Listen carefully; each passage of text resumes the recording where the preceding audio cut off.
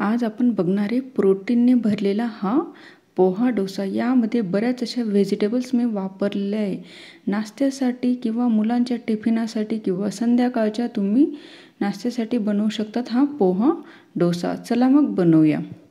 त्यासाठी इथं आपण एका कपाचं किंवा वाटीचं माप घ्यायचं।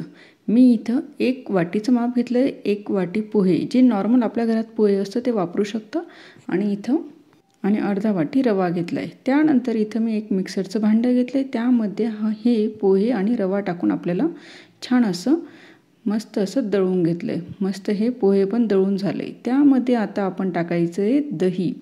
अर्धा वाटी मी इथं दही टाकलं आहे, आणि त्याच वाटीने एक वाटी पाणी टाकून घेतलं आहे आणि मीठ टाकून घेतलं आहे चवीनुसार। आता याला परत आपल्याला मिक्सरला लावून घ्यायचं आहे। हे बघा एकसारखं मस्त असं हे स्मूथ असं बॅटर बनवून तयार झाले, तुम्ही बघू शकतात। जास्त जर पाणी टाकलं तर मिक्सरच्या बाहेर यायला लागतं, म्हणून मी एकच वाटी पाणी टाकून घेतले। आता एका बाउलमध्ये आपल्याला या बॅटरला काढून घ्यायचं आहे। परत त्याच वाटीने मी अर्धा वाटी पाणी टाकून घेतलं आणि याला मस्त असं फेटायचं आहे। मस्त एकसारखं हे बॅटर आपल्याला बनवून घ्यायचं आहे।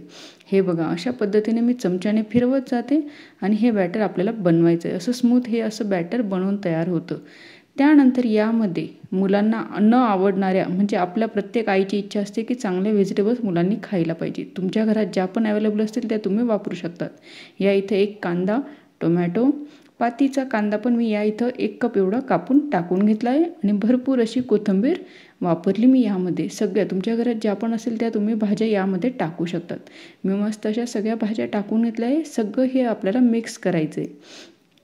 हे सगळं मिक्स करून घेतलं। यामध्ये आपण सोडा, इनो काहीच वापरणार नाही। फक्त आता याला 5 मिनिटासाठी फर्मंट होण्यासाठी ठेवून देऊया। 5 मिनिटं झालेले आहेत। आता बघूया, अजून रव्याने सगळं पाणी शोषून घेतलं आहे। आता अजून मी इथं 2 ते 3 चमचे पाणी टाकून घेते आणि याला परत एकदा असं फेटून घेते। म्हणजे हे जास्त पातळ नाही, घट्ट नाही असं बॅटर आपल्याला पाहिजे। म्हणजे आपण जेव्हा तव्यावर याला टाकायला घेऊ तर हे इझिली पडायला पाहिजे, असं मी हे बॅटर बनवून घेतलं आहे। आता इथं तवा ठेवला आहे मी गॅसवर, आणि गॅसची फ्लेम मिडियम ठेवली। तव्यावर मस्त असं 1 चमचा असं तेल मी टाकून घेतलं आणि पूर्ण असं हे पसरवून घेतलं आहे। आता या इथं आपल्याला छोटे छोटे मिनी डोसे बनवायचे आहेत। मुलांना आकर्षक वाटतील म्हणून मी असे छोटे छोटे डोसे हे बनवून घेतले। 1 चमचा एवढं बॅटर टाकून घेतलं आहे आणि झाकण लावून 2 मिनिटासाठी वाफ आणून घेतली। वरचं बॅटर मस्त हे वरून शिजून तयार झाले। आता याला आपल्याला पालथं मारायचं आहे। वरून परत थोडं 1 चमचा एवढं तेल टाकून घ्यायचं आहे, असं पसरवायचं आहे, आणि याला लगेच पालथं मारून घेणार आहे आपण। मस्त दोघं साईडने याला छान असं शिजून घ्यायचं आहे। हे बघू शकता तुम्ही किती छान जाळी याला आली। मग लुसलुशीत हा पोहा डोसा बनून तयार झाला आहे। हे बघा मी दोघं साईडने तुम्हाला दाखवते। मागच्या साईडने पण छान असा शिजला आहे। आता याला मस्त असं जाळीच्या प्लेटमध्ये आपल्याला काढायचं आहे। आता मी याला काढून घेतलं आहे। मोठा जर तवा असेल तर असे छोटे छोटे सुद्धा तुम्ही एका वेळेस 2 ते 3 सुद्धा बनवू शकतात।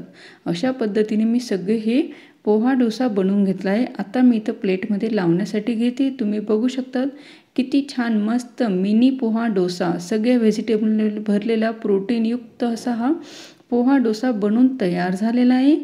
किती दिसायला पण सुंदर आलेला आहे, मऊ लुसलुशीत हा डोसा बनून तयार होतो।